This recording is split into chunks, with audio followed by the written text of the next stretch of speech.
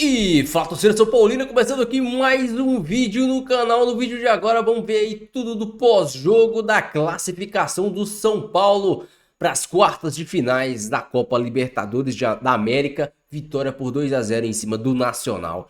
Então, antes de mais nada, já sabe, desce aí embaixo, deixa seu like, se inscreve no canal. Tem muita gente que traz esse conteúdo e nem São Paulino é, pô. Então dá essa força para esse jovem São Paulino para crescer na plataforma. Estamos na busca dos primeiros 10 mil inscritos. Então fortalece com o seu like, com a sua inscrição, que é de grátis. Beleza? Você já sabe, a gente vai assistir o vídeo junto. No final do vídeo eu volto com a minha análise, trazendo a minha opinião, os meus comentários. A gente vai falar muito dessa classificação do Tricolor.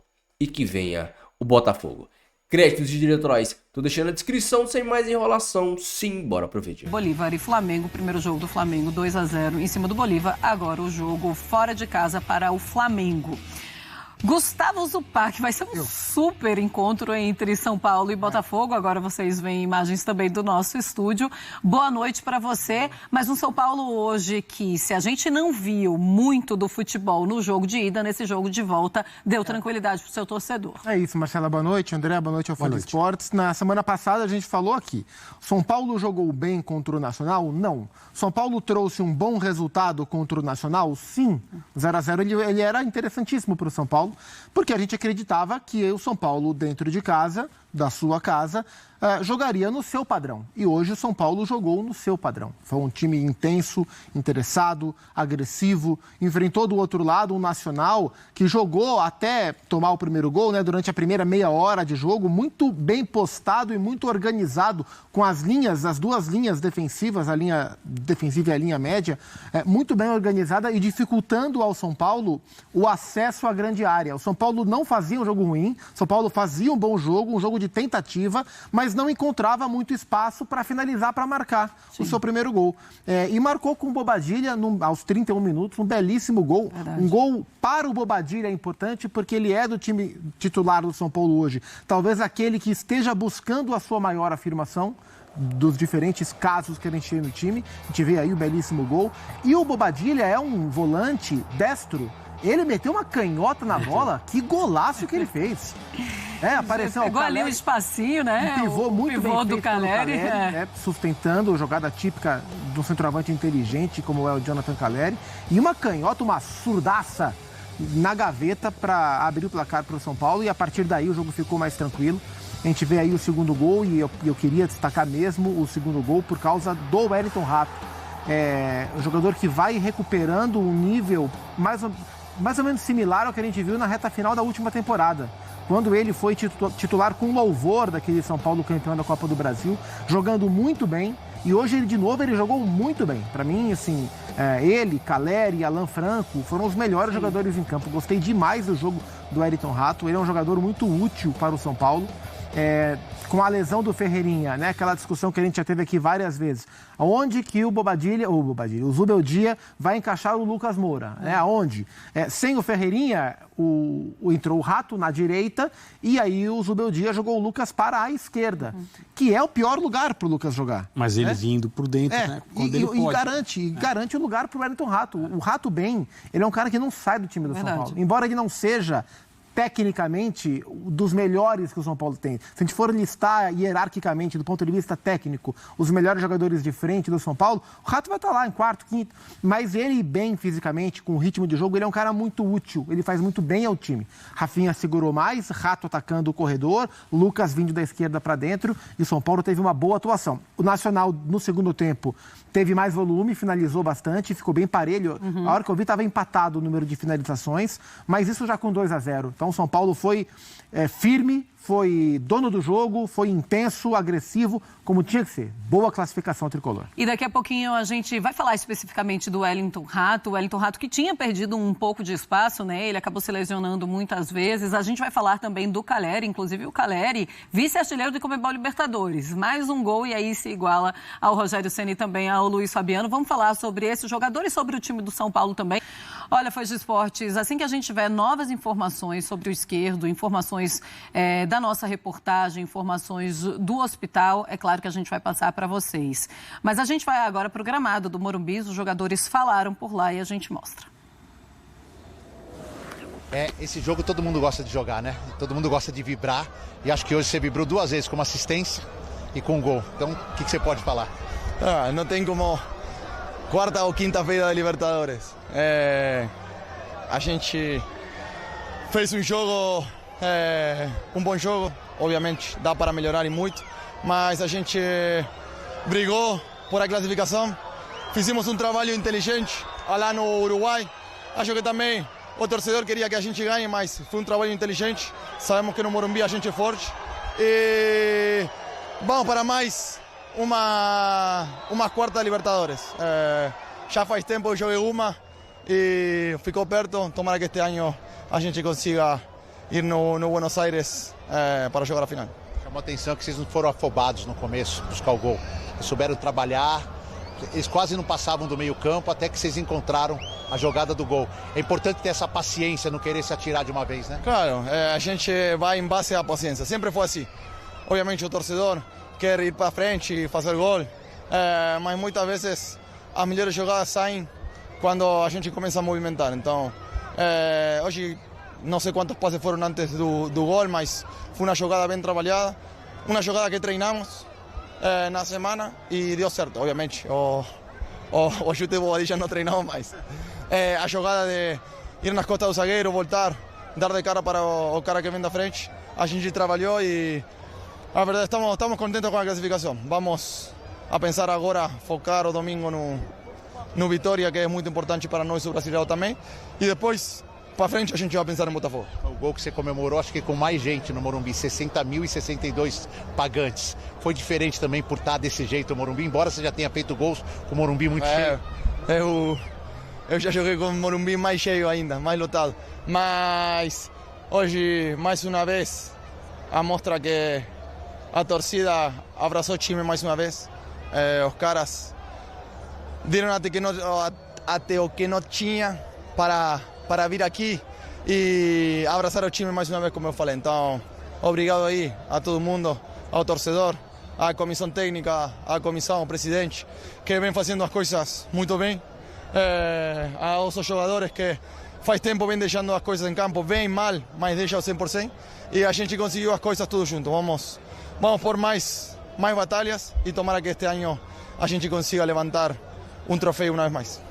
Se a gente pensa em Libertadores, acho que hoje, todo esse clima que aconteceu, recorde de público, adversário uruguaio difícil, time jogando bem. Hoje foi a cara do São Paulo e a cara da Libertadores, né? Acredito que sim. Para ser bem sincero, eu sonhei com essa noite.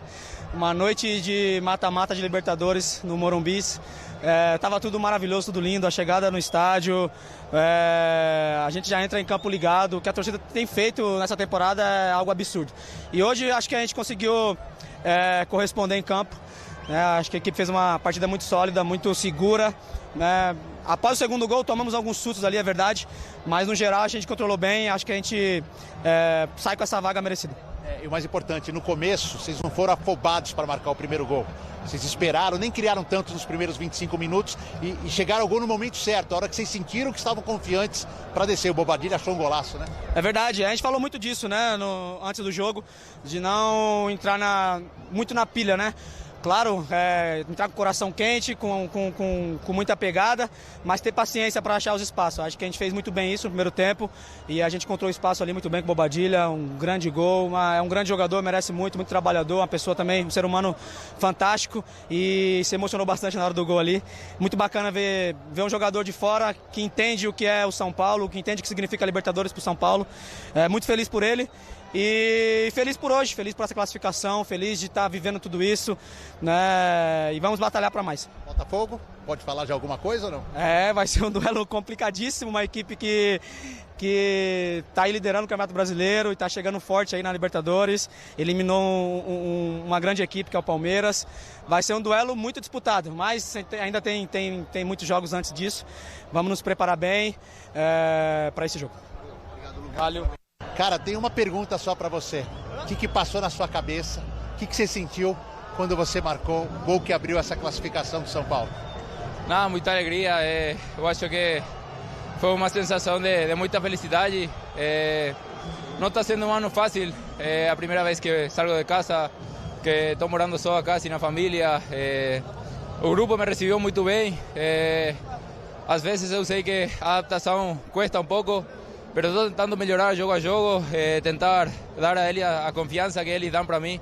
E hoje marcar o gol para mim, o marcador é muito importante para mim, para pegar mais confiança ainda, porque vêm uns jogos muito importantes. Então, para continuar, para seguir, este grupo é muito forte, está acostumado a este tipo de jogo, então tenho que me adaptar o mais rápido possível para o que vem.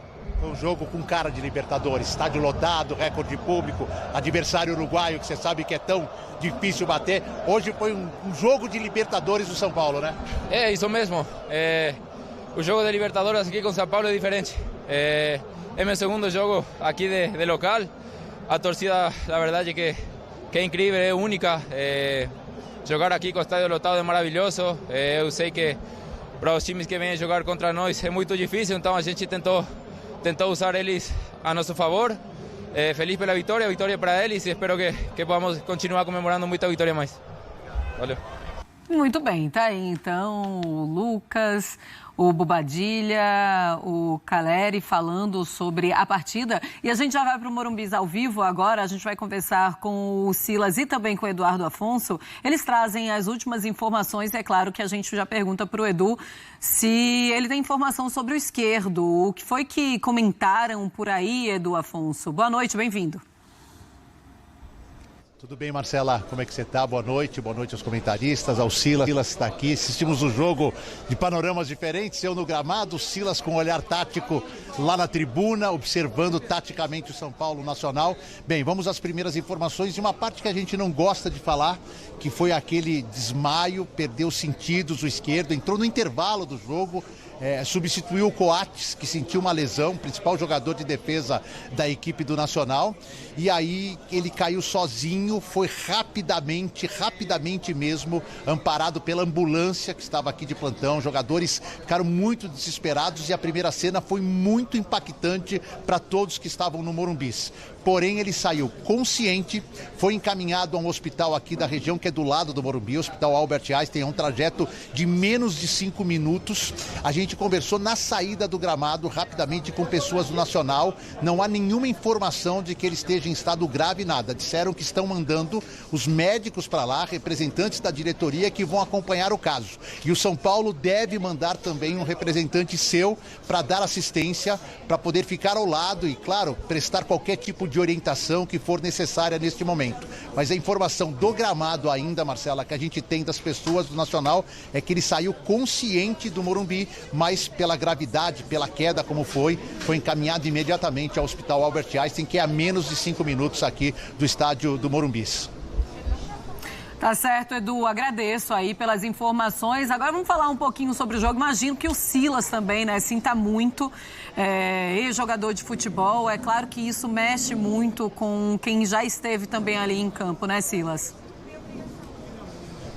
Oi, Marcela, boa noite. Boa noite, André Kifuri, Zupac também. A gente ficou muito preocupado porque ele dá uns 3 passos para trás e aí cai. Então foi sozinho, não teve um choque, não teve nada. E o Morumbi todo ficou preocupado, não só jogadores, como as comissões técnicas, torcedores também. E quando perceberam que o estado não era assim gravíssimo, houve aplausos, todo mundo, isso foi muito legal.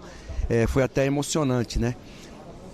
E Marcela, é bom citar que tem o protocolo da concussão, do choque de cabeça. O time do Nacional já tinha feito as 5 substituições e não estava muito claro que havia sido uma pancada na cabeça ou não. Não havia nenhuma imagem que demonstrasse que houve uma pancada, mas aí houve um comum acordo entre o Nacional, entre o São Paulo e entre a arbitragem, e contando o delegado da partida e tudo mais, e foi permitida a 6ª substituição do time do Nacional, faltando ali 15 minutos de acréscimo. Isso foi um comum acordo que ocorreu entre as equipes e a arbitragem da partida. Isso é bom ressaltar, porque o torcedor ficou perguntando, né, por que 6 substituições, não foi um choque de cabeça, nada, mas como eles não podiam voltar a fita para ver se havia tido um contato de cabeça em algum lance, foi feito esse acordo ali no gramado rapidamente e o Nacional pôde terminar com seu time completo. Ah, certo, Edu. A gente estava mesmo se questionando sobre essa sexta substituição. Muito obrigada pela informação. Edu, vamos falar um pouquinho agora de campo. Um São Paulo que venceu o Nacional 2-0. Primeiro jogo não tinha sido bom, dessa vez foi mais tranquilo, sem nenhum susto para o seu torcedor. E lá pela frente agora tem simplesmente o Botafogo. É isso, Marcelo. O São Paulo conseguiu uma vitória importante. O Zubeldia saiu muito satisfeito do gramado. Consegui ver na feição dele, conversando com seus auxiliares, a satisfação pelo jogo que foi praticado. A gente já acompanhou os entrevistados, todos também muito satisfeitos. O Caleri foi eleito melhor em campo, uma assistência e um gol marcado. E agora o São Paulo vai jogar daqui a quase um mês contra o Botafogo. O primeiro jogo vai ser no Rio de Janeiro, o segundo jogo vai ser aqui no Morumbi, é a vantagem do São Paulo. Só que até lá, Marcela, tem Campeonato Brasileiro e tem confrontos com o time do Atlético Mineiro pela Copa do Brasil.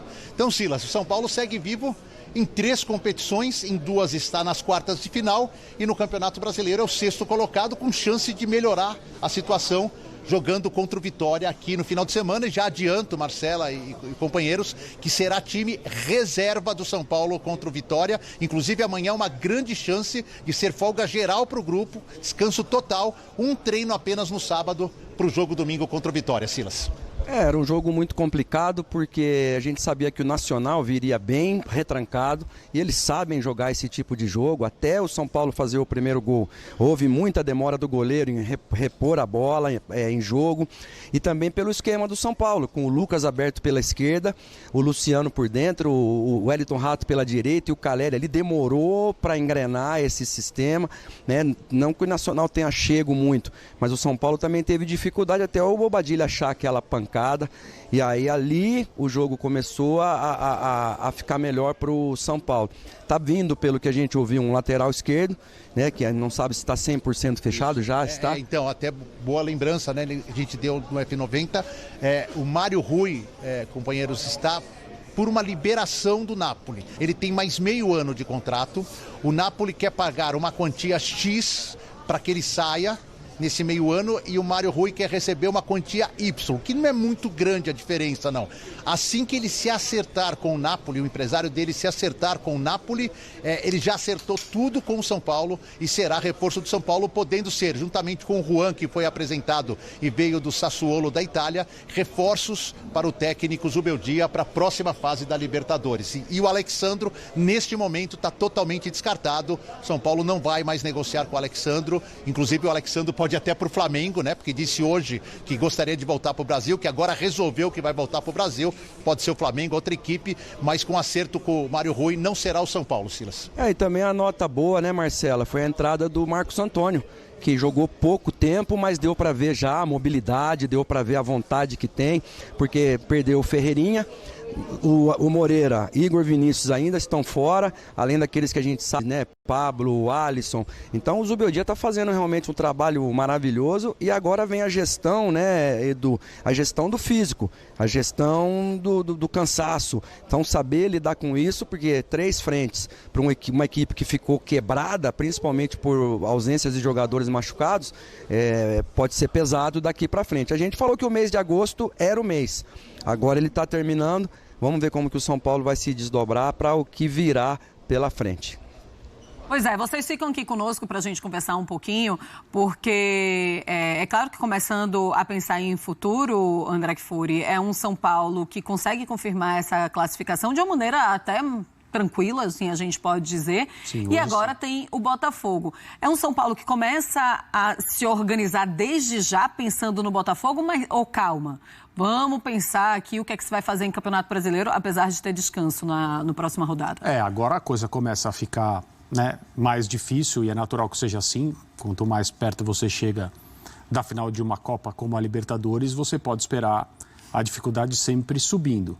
A possibilidade de enfrentar o Cruzeiro agora, o Botafogo, agora confirmada, vai exigir do São Paulo o melhor que ele tem em termos de manejo de elenco, a saúde dos jogadores, como eles vão chegar para esse confronto. São Paulo decide em casa, né? O primeiro jogo é no Newton Santos, o segundo jogo no Morumbis, e nada aquém do melhor que o São Paulo pode até guardar para usar nesses 2 confrontos deve ser considerado.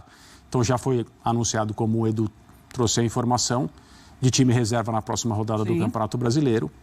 Compreende-se, eu sempre acho que o Campeonato Brasileiro precisa ser tratado com respeito, mas quando você tem usado o seu elenco como o São Paulo tem feito, com a quantidade de jogadores que, por exemplo, hoje não estiveram disponíveis por causa de diferentes situações, e é bastante gente, é natural que a comissão técnica do São Paulo queira cuidar do seu elenco para enfrentar o Botafogo, que neste momento, enquanto nós estamos aqui conversando, vale para essa semana, para as últimas também, é o time que joga o melhor futebol, o futebol mais competitivo no Brasil, independentemente do que aconteceu nos minutos finais do jogo de ontem com o Palmeiras, mais os acréscimos que poderiam ter retirado o Botafogo da Copa Libertadores. Mas em termos de capacidade para jogar, possibilidade de imposição da sua ideia, a questão física que é tão decisiva nos trechos finais de torneios como a Copa Libertadores, o Botafogo hoje é o melhor time do Brasil. Pois é um São Paulo também que pensa em Copa do Brasil, porque é logo ali a Copa do Brasil. Então, Zupa, você, semana que vem, joga com o Atlético Mineiro. É hora de pensar nas Copas e deixar o Campeonato Brasileiro realmente de lado? Próximo jogo contra o Vitória, coloca um time reserva, porque já tem Copa do Brasil. A Copa do Brasil e a Libertadores hoje é mais importante para o São Paulo?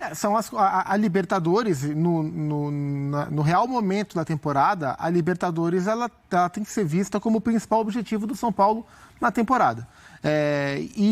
Só que falta tempo para o jogo. Faltam 3 semanas, falta praticamente um mês, né? Pouco mais de um tem a ida, a volta, 14, uma dia semana. 18. Semana do dia 18 e a volta a semana do dia 25. Então tem a ida e volta de Copa do Brasil, uma semana e depois. Tem data jogo, FIFA. Né? Não, na verdade, tem uma semana. Semana que vem é a Copa do Brasil. Depois para a data FIFA. Depois da data FIFA tem a volta da Copa do Brasil e depois da Copa do Brasil tem os Jogos da Libertadores. Então, assim, é claro que o São Paulo vai planilhar os meses, o próximo mês, as semanas, programar, etc e tal, e vai olhar que daqui a um mês, praticamente, tem um jogo de ida contra o Botafogo. Mas não dá para o São Paulo jogar a partir de agora, já pensando, porque tem a Copa do Brasil, que tem que ser tratada com hierarquia pelo time do São Paulo. Vai ser um confronto muito equilibrado contra o Atlético Mineiro. São Paulo é o atual campeão da competição. O São Paulo tem chance de ganhar a Copa do Brasil novamente.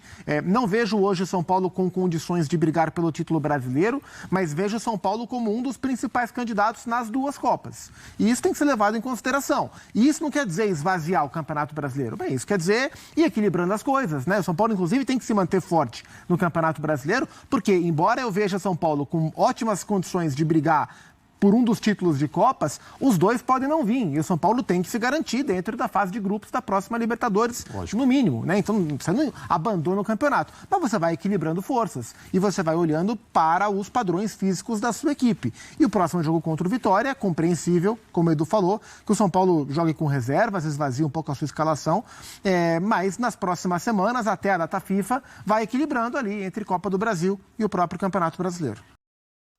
Eu falei pra vocês, o jogo ia ser difícil até o São Paulo abrir o jogo. Até o São Paulo abrir o placar.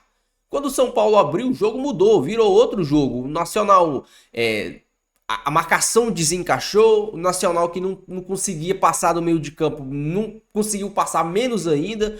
E foi um amasso, principalmente no primeiro tempo, até ali acho que os 10, 15 minutos do segundo tempo. Foi um amasso do São Paulo. A grande questão para mim eu não entendi porque que o São Paulo recuou depois do segundo gol. O São Paulo chamou muito o Nacional para dentro do seu próprio campo, mas foi um jogo muito, muito controlado do São Paulo. Como eu disse para vocês, quando o São Paulo abrisse o placar ia ser um jogo tranquilo. O São Paulo poderia ter feito o terceiro gol, teve chance, teve oportunidade para isso, fez um grande jogo. O Alan Franco, um monstro. O Bobadilha jogou muita bola hoje. O Luiz Gustavo jogou muita bola hoje. E como eu disse para vocês nos vídeos aqui pré-jogo, quando o Lucas joga na ponta, o São Paulo ele perde muito em criação. É um time que depende muito dos volantes e dessa bola chegar no Lucas ou, no caso de hoje, no Wellington Rato. Foi uma boa sacada do Zubeldia colocar o Wellington Rato, porque a bola parada, o cruzamento na área ia ser muito importante, como foi no segundo gol do São Paulo. O Wellington Rato, ao contrário do que foi dito na transmissão, ele é um dos poucos canhotos que consegue levar essa bola para a perna direita para cruzar. Hoje, se eu não me engano, fez isso 2, 3 vezes. Então, assim, foi um grande jogo do São Paulo. A grande questão quando o Lucas está por fora, o São Paulo perde em criação, vamos dizer assim, porque fica sem um homem ali no meio, mas quando o Lucas está por fora, isso significa que o Luciano está dentro de campo. Então o São Paulo ganha em finalização. O Luciano quase fez um golaço hoje. O São Paulo não teve tantas oportunidades assim, mas quando começou a criar, as oportunidades começaram a aparecer, né? Foi um grande jogo do São Paulo. O time do Nacional também é um time limitadíssimo, a gente tem que entender isso também, não é lá um grande time, tem suas limitações, um time que nem defende tão bem assim. O Lucas às vezes conseguia driblar 2, 3, o Luiz Gustavo achava passe, o Bobadilha achava passe, a jogada do pivô entrava muito bem. Hoje o São Paulo lembrou muito o São Paulo do Dorival, como o São Paulo estava sem pontas abertas, né? No caso sem o Ferreirinha, tentava muito essa jogada trabalhada por dentro, tanto é que o primeiro gol saiu assim. O São Paulo também teve outras oportunidades trabalhadas por dentro, então lembrou muito o time do Dorival.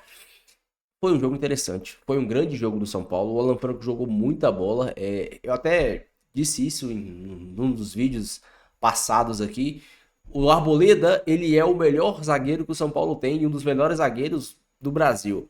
Mas o nível do Alan Franco tá tão alto que ele está atuando melhor que o Arboleda. E isso é bom, tá? É bom que divide a responsabilidade do Arboleda. O Arboleda não fica responsável por tudo e por todas as bolas. O Arboleda fica mais responsável pela bola aérea e o Alan Franco é um cara que fica mais responsável pela bola terrária, vamos dizer assim, pela bola no chão.